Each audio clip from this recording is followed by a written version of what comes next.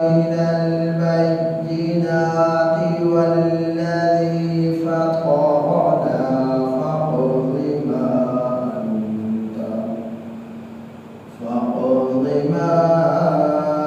أنت قاض إنما تقضي هذه الحياة الدنيا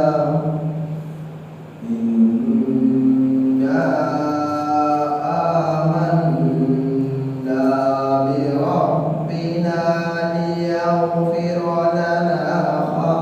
خطايانا وما أكرهتنا عليه من السحر والله خير وأبقى إنه من يأت ربه مجرما فإن له جهنم لا يموت فيها ولا يحيا ومن يأته مؤمنا قد عمل الصالحات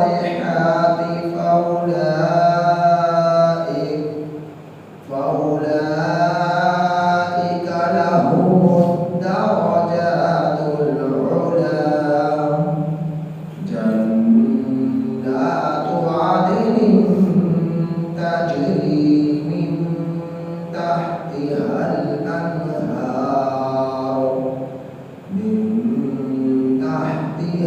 الأنهار خالدين فيها وذلك جزاء من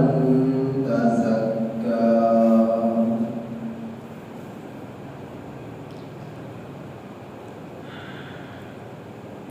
سورہ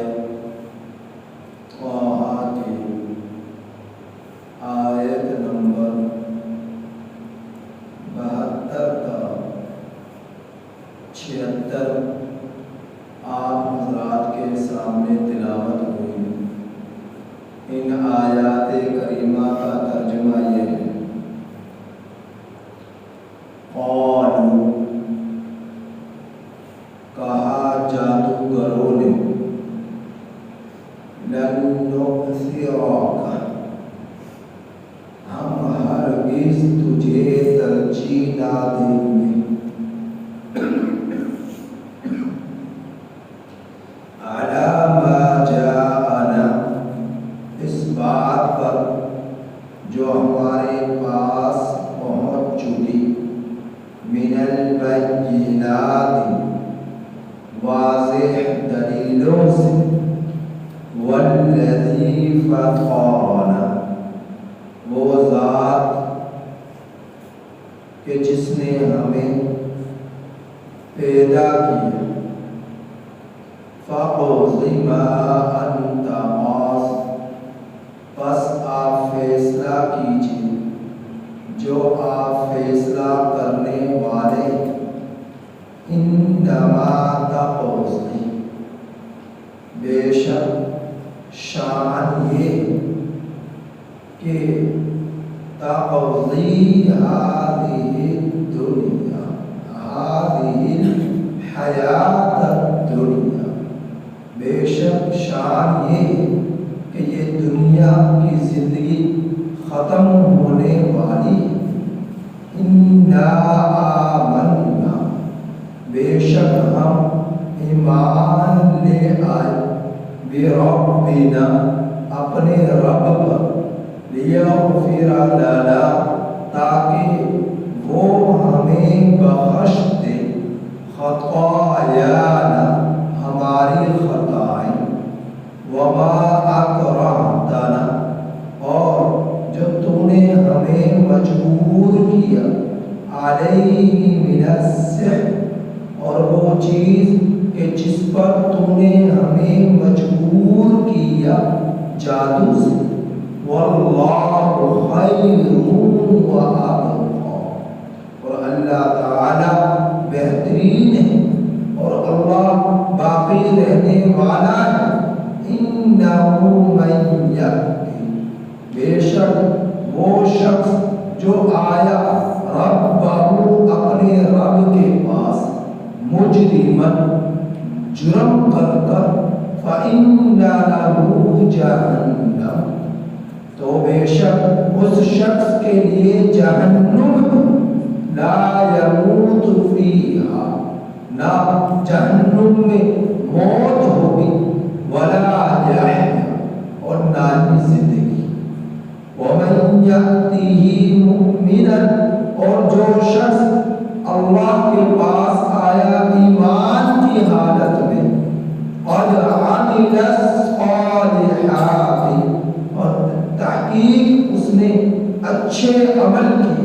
فأولئک لهم الدرجات العلی، تو یہی لوگ ہیں ان کے لیے درجات ہیں العلی، بہت بلند، جنات باغات ہیں، عدن ہمیشگی کے، تجری من تحتها الانہار،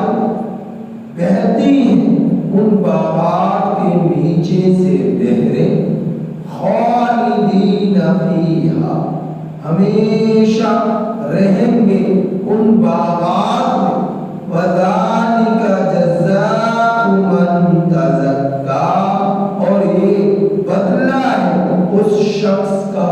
جس نے اپنے نفس کو پاکیزہ رکھا۔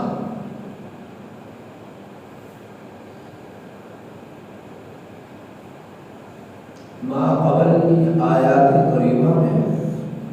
کل کے سبق میں آپ حضرات نے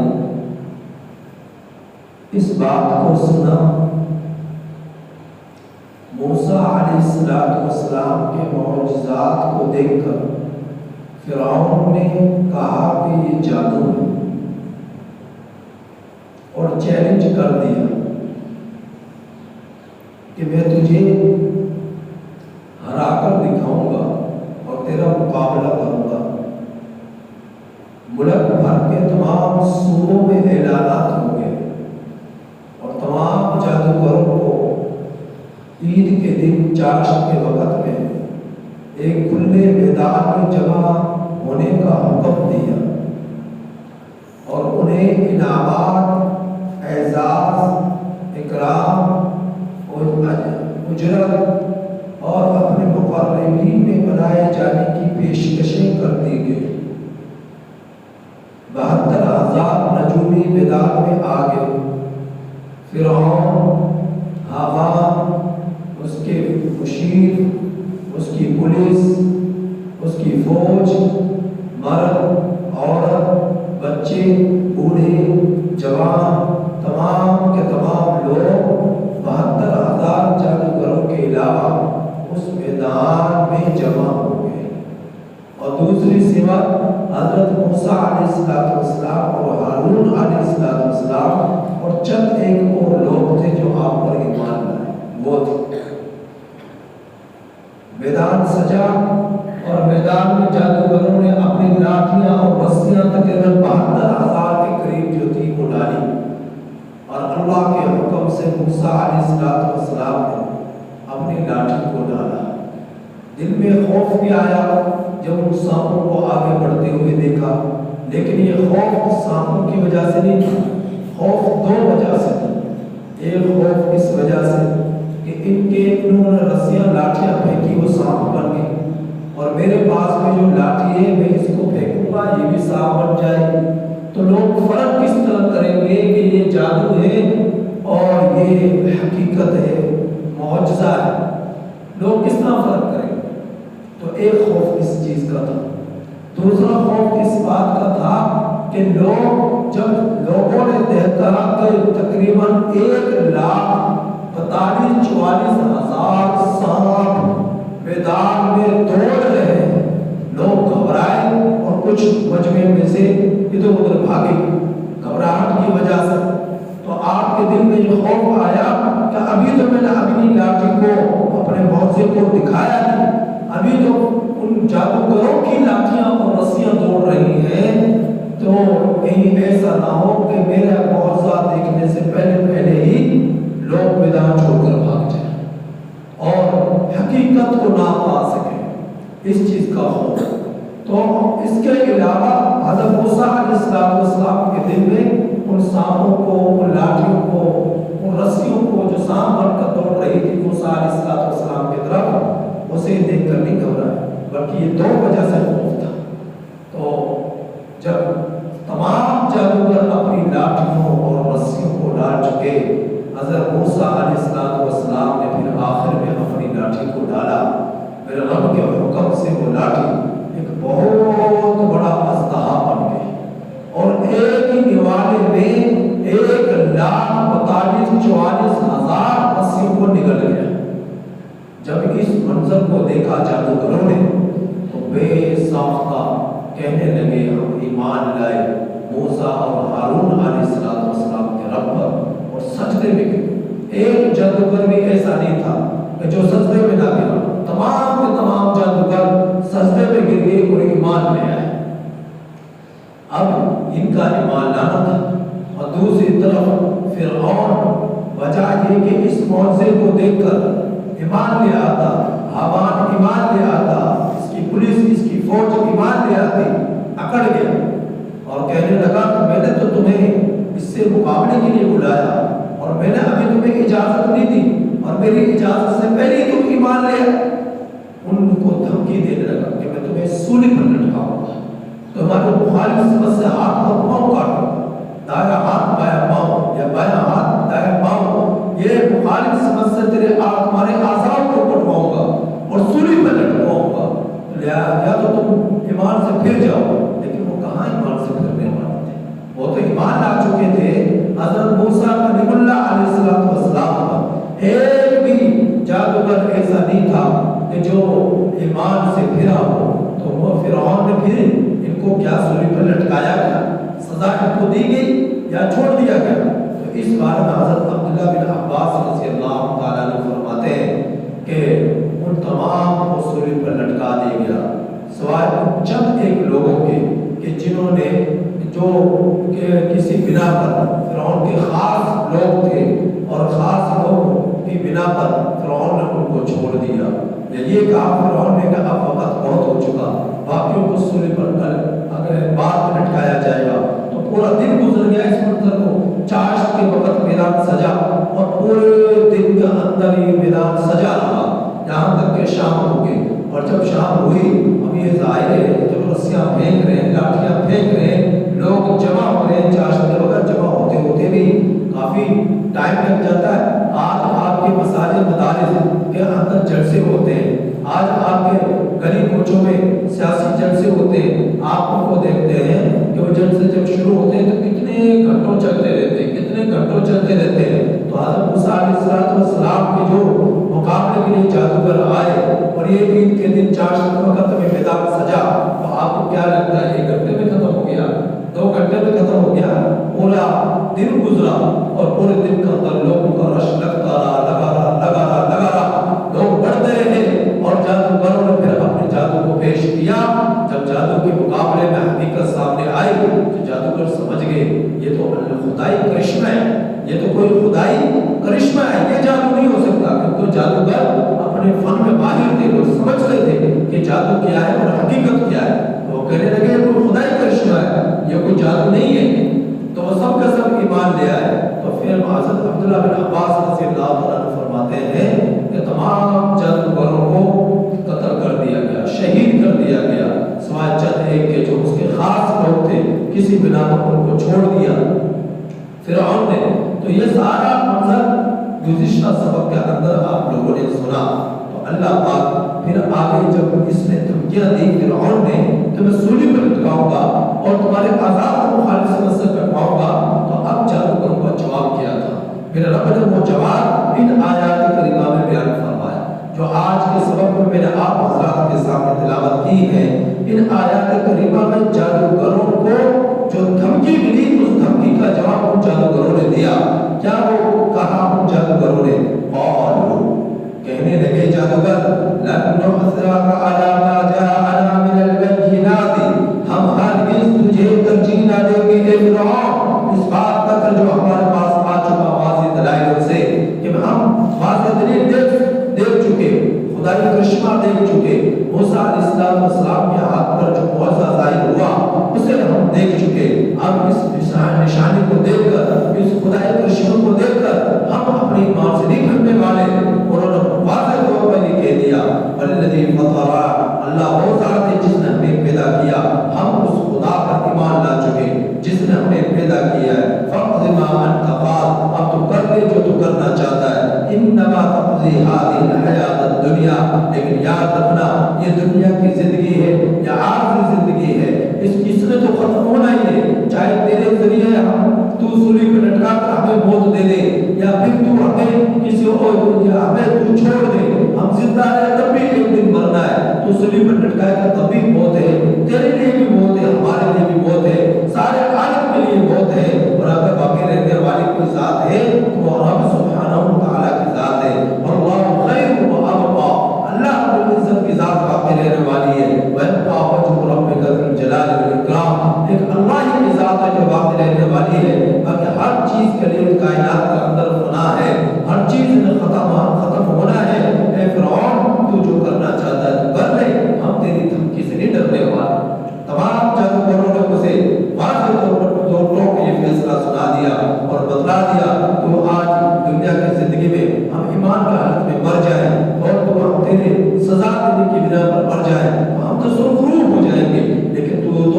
برباد ہوگا، تباہ ہوگا اگر تو ایمان نہ لایا۔ انما تقضی هذه الحیات الدنیا، دنیا کی زندگی میں تو ختم ہی ہونا ہے۔ انا آمنا بربنا، بے شک ہم ایمان لے آئے اپنے رب پر، یغفر لنا خطایانا، اگر ہمارا رب ہمیں بخش دے ہماری خطائیں، وما اکرہتنا علیہ من السحر، اور جو تو نے ہمیں مجبور کیا جادو پر، جو تو نے ہمیں مجبور کیا، یا ہماری خطا اللہ معاف کر دے، کیونکہ جادو یہ اس کا دین اسلام کے اندر، اس شریعت کے اندر بھی کوئی اس کی جو ہے اجازت نہ تھی، اس شریعت کے اندر بھی جادو حرام ہے، اور جادو کرنا والا، جادو کرانے والا سب کے سب گناہ کے اندر مبتلا ہو جاتے ہیں۔ تو فرعون کے زمانے کے اندر جادو کی تعلیم باقاعدہ طور پر دی جاتی تھی، جس طرح کہ آپ کے سکولوں میں، کالجوں میں، یونیورسٹیوں کے اندر لازمی اسباق پڑھائے جاتے ہیں کہ اگر ان میں فیل ہوگے تو ساری کتابوں میں فیل ہوگے، تو لازمی سبجیکٹوں میں پاس ہونا انتہائی ضروری ہوتا ہے۔ تو اسی طرح فرعون کے لیے جادو سیکھنے کی تعلیم کا سبجیکٹ جو تھا وہ لازمی تھا، اور اس کو سیکھا بغیر کسی کے لیے کوئی گنجائش نہ تھی۔ تو جادو عروج پر تھا اور لوگوں کے لوگ جو ہے سیکھا کرتے تھے، تو وہ ان کے استاد ہوا کرتے تھے، کلاسیں لگا کرتے تھے اور لوگ جادو سیکھا کرتے تھے، اور فرعون کی طرف سے حکومتی سطح پر یہ ضروری تھا کہ جادو ہر بچہ سیکھے، ہر شخص سیکھے۔ تو اس زمانے کے اندر جادو عروج پر تھا، عروج پر تھا۔ تو اس بات پر وہ اللہ تعالیٰ سے معافی مانگنے لگے کہ اے اللہ، جو ہمیں اس نے مجبور کیا تھا جادو سیکھنے پر، ہمارے اس گناہ کو معاف کر دے، ہم تو مجبور ہو کر نے سیکھا، اب ہم آپ پر ایمان لے آئے ہیں، تو جو ہم نے اس سے پہلے ایمان لانے سے پہلے جتنی خطائیں کی ہیں، جتنے گناہ کیے ہیں، تیرے نبی کے مقابلے میں آئے ہیں اور ہم نے جادو سیکھا اور جادو کو ہم نے پیش کیا تیرے نبی کے مقابلے میں، اے اللہ تو ہمیں معاف کر دے ہمارا یہ گناہ، اور تو معاف کر دے ہمارے حالت کفر کے گناہ۔ اے اللہ تو رحم فرمانے والا ہے، کرم فرمانے والا ہے۔ تو جادو کروں نے اللہ تعالیٰ سے فرعون کی دھمکی کا جواب ہی دیا، جو تو کرنا چاہتا کر لے، ہمیں بھیجنے والے ایمان سے ساتھ میں اللہ تعالیٰ کی طرف رجوع کرنے لگے اور سجدے میں گر گئے۔ اے اللہ تو ہمیں معاف کر دے، ہمارے گناہ معاف کر دے، ہمارے خطائیں معاف کر دے، ہمارا جادو کے عمل کو معاف کر دے۔ اللہ پاک سے معافی مانگنے لگے، رونے لگے، گڑگڑانے لگے اللہ رب العزت کے حضور۔ تو پھر کیا کہا انہوں نے؟ اللہ خیر و ابقا، اے اللہ تو باقی رہنے والا ہے، تو بہترین ذات ہے۔ انہ من یأتی ربہ مجرما، بے شک شان یہ ہے جو شخص آئے گا اپنے رب کے پاس مجرما، جرم کر کر، فإن له جہنم، بے شک اس کے لیے جہنم ہے۔ اب یہ جادوگر میرا رب ان کو تعلیم دے رہا ہے، میرے رب نے ان کو ایمان لانے کی توفیق عطا فرمائی اور ان کے دل لرز اٹھے اور اللہ تعالیٰ سے معافی مانگ رہے، اپنے رب کی جو ہے آخرت کو بیان کر رہے، جہنم کو بیان کر رہے۔ اس قدر پشیمان ہوئے، اس قدر شرمندہ ہوئے۔ اب آپ ایک طرف دیکھیں کہ موسیٰ علیہ السلام پر ایمان لانے والے یہ 72,000 جادوگر، 72,000 جادوگر حضرت موسیٰ کلیم اللہ علیہ السلام پر ایمان لانے والے اپنے ایمان سے نہ پھر سکے۔ ایک ہی دن کا اندر نشانی کو دیکھ کر جو میرے نبی کے صحابہ تھے 1,44,000 کم و بیش، اللہ رب العزت کے نبی کے صحابہ کے بارے میں بعض حضرات یہ کہتے ہیں کہ تمام کے تمام نبی کریم صلی اللہ علیہ وسلم کے وصال کے بعد مرتد ہو گئے، اسلام سے پھر گئے۔ تو اللہ جو کہ جھوٹ بولتے ہیں ان کی کتابوں کے اندر یہ باتیں ہیں۔ تو نبی کے صحابہ جن کو میرے نبی نے 23 سال تک جو ہے ان کو تعلیم دی اور ان کے اندر کو سنوارا، ان کے ظاہر کو سنوارا، اور ان کے لیے اللہ پاک نے خیر البریہ کے الفاظ استعمال کیے، ان کے لیے خیر الامم کے الفاظ آئے۔ قرآن مجید میں بہترین لوگ ہیں اور بہترین جو ہے نبی کے ساتھی ہیں، اور اللہ رب العزت نے جن کے لیے رضاعت کے فیصلے فرمائے، اب ان کے بارے میں کہا جا رہا ہے کہ وہ سب کے سب اسلام سے پھر گئے تھے نبی کے وصال کے بعد۔ اس کا کیا مطلب ہے کہ کیا اللہ کے رسول صلی اللہ علیہ وسلم کی تعلیمات اتنی کمزور تھی کہ آپ صلی اللہ علیہ وسلم دنیا سے وصال فرما گئے اور پیچھے سے نبی کے ساتھی مرتد ہو گئے؟ کیا آپ صلی اللہ علیہ وسلم کی جو ہے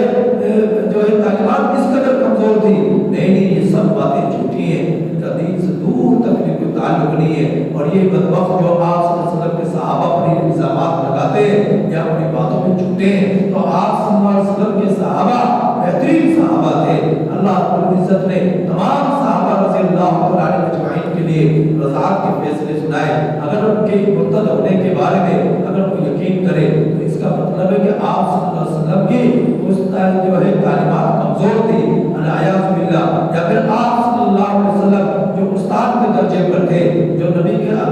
جو صحابہ کے استاد تھے، آپ صلی اللہ علیہ وسلم کی تدریس کمزور تھی، یا آپ صلی اللہ علیہ وسلم میں العیاذ باللہ اور وہ صلاحیت نہ تھی کہ جن کی بنا پر وہ صحابہ رضی اللہ عنہ اجمعین کے ظاہر اور باطن کو سنوار سکتے۔ تو موسیٰ کلیم اللہ علیہ السلام کی تو ایک دن کی تعلیم نے اور جو جادوگروں کو اس قدر پختہ ایمان والا بنا دیا کہ وہ صلیب پر لٹک گئے اور ایمان سے نہ پھرے۔ اور نبی کریم صلی اللہ علیہ وسلم کی تعلیمات کا زمانہ 23 سال کا گزرا، اور آپ صلی اللہ علیہ وسلم کی 23 سالہ زندگی کو دیکھ کر، 23 سالہ نبی کے ساتھ رہ کر وہ لوگ کیسے ایمان سے پھر سکتے تھے، وہ کیسے ایمان سے مرتد ہو سکتے تھے؟ تو وہ لوگ کے بعد کافی کہتے ہیں کہ سوائے چند لوگوں کے سب ایمان سے پھر گئے نبی کی وصال کے بعد۔ ان میں وہ کہتے ہیں کہ حضرت مقداد رضی اللہ عنہ اجمعین اور چند ایک صحابہ عمار وغیرہ رضی اللہ عنہ وغیرہ، چند ایک صحابہ کا نام لیتے ہیں، باقی سب کے بارے میں کہتے ہیں وہ سب کے سب ایمان سے پھر گئے۔ تو ایسی وہ اپنی باتیں جو کرتے ہیں من گھڑت باتیں اور بہتار الزامات اور الزام تراشیاں جو لگاتے ہیں یہ غلط کرتے ہیں۔ اللہ پاک سے ڈرنا چاہیے، اللہ رب العزت کے غضب سے انہیں ڈرنا چاہیے، پناہ مانگنی چاہیے۔ اس طرح کی باتیں نبی کے صحابہ کی طرف منسوخ نہیں کرنی چاہیے۔ تو نبی موسیٰ کلیم اللہ علیہ السلام پر ایک دن میں ایمان لانے والوں کے حالات یہ ہیں کہ سب کے سب زمین پر لٹک گئے، شہید ہو گئے، ایمان سے نہ پھرے۔ تو میرے نبی کے صحابہ 23 سال نبی کی صحبت میں رہ کر کیسے ایمان سے پھر سکتے ہیں؟ تو کہنے لگے وہ جادوگر کہ انہ من یأتی ربہ مجرما، ایک دن آئے گا کہ اللہ رب العزت کے سامنے آئیں گے وہ لوگ جو انہوں نے جرم کیا، فإن لہ جہنم، بے شک ان کے لیے جہنم ہوگی، لا يموت فیہا ولا یحییٰ، جہنم میں جانے کے بعد نہ ان لوگوں کو موت آئے گی نہ ان لوگوں کے لیے زندگی ہوگی، یعنی موت اور زندگی کے درمیان یہ زندگی گزاریں گے، کیونکہ جہنم کے اندر جانے کے بعد کافروں، مشرکوں، بدبختوں کے لیے ہمیشہ کے لیے زندگی ہوگی، سزا اس قدر بھیانک ہوگی تو وہ مرنا چاہتے مر نہ سکیں گے، اور زندگی ایسی ہوگی کہ وہ زندگی بھی نہ ہونے کے برابر ہوگی اور ہمیشہ کے لیے اللہ رب العزت کے عذاب میں گرفتار ہوں گے۔ اور ان کے برعکس وہ لوگ ومن یأتیہ مؤمنا، جو ایمان کی حالت میں آئے، قد عمل الصالحات، مومن بھی ہوئے، اچھے عمل بھی کیے، فاولئک لہم الدرجات العلی، بے شک ان لوگوں کے لیے درجات ہوں گے جو کہ بہت بلند ہیں، جنات عدن، ہمیشگی کے باغات ہوں گے، تجری من تحتها الانہار، بہتی ہیں ان کے نیچے سے نہریں، خالدین فیہا، ہمیشہ ان باغات میں رہیں گے، وذالک جزاء من تزکا، اور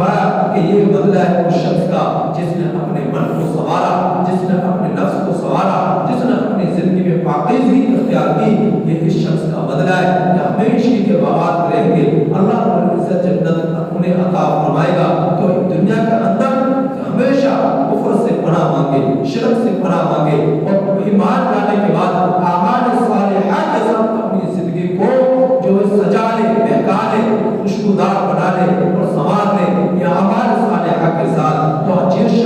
جو شخص ایمان بھی لایا، ایمان کے بعد اچھے عمل بھی کیے، اللہ پاک ان سے بہترین جنت، ایسی جنت جس کے نیچے سے ایسی نہریں، جن کے ایسے محلات جن کے نیچے سے نہریں جاری ہوں گی، باغات ہوں گے اور نعمتیں ہوں گی، ہمیشہ کے مزے ہوں گے۔ اور یہ بدلہ ہے اس شخص کا جس نے اپنے ظاہر اور باطن کو سنوارا، زندگی کے اندر پاکیزگی اختیار کی۔ اس لیے تو فرمایا میرے رب نے قد افلح من تزکا، کامیابی تو اس شخص کے لیے ہے جس نے پاکیزگی اختیار کی۔ قد افلح من زکاہا، پاکیز کامیابی تو اس شخص کے لیے ہے جس نے اپنی زندگی کو پاکیزہ بن کر گزارا۔ تو اس شخص کے لیے جو ہے کامیابی ہے۔ تو انسان جب گناہ کرتا ہے، بلاستے اس کے سینے میں اتر جاتی ہے، اس کا ظاہر بھی ناپاک ہوتا ہے برے اعمال کی بنا پر، اس کے باطن بھی ناپاک ہوتا ہے برے عقائد کو رکھ کر، تو یہ شخص پاکیزگی سے دور ہو جاتا ہے، وہ غلاظت اس کے اوپر مسلط ہو جاتی ہے، جس کی وجہ سے ناکامی، خوابہ، نامرادی اس کے مقدر میں آ جاتی ہے۔ لہذا اپنے ظاہر کو بھی پاک رکھے ہر طرح کی ظاہر غلاظتوں سے، اور اپنے باطن کو بھی پاک رکھے ہر طرح کے کفر و شرک سے اور حسد بغض کینہ سے، ہر طرح کی برائیوں سے اپنے باطن کو بھی پاک رکھے اور ہر طرح کی غلاظتوں سے اپنے ظاہر کو بھی پاک رکھے۔ من بھی آپ کا رب کی توحید کے ساتھ بس رہا ہو اور آپ کا ظاہر رب کی توحید کے ساتھ جو ہے رب چکا ہو، اس طرح زندگی کو گزارے۔ اللہ پاک سے دعا ہے کہ اللہ تعالیٰ ہمیں ان آیات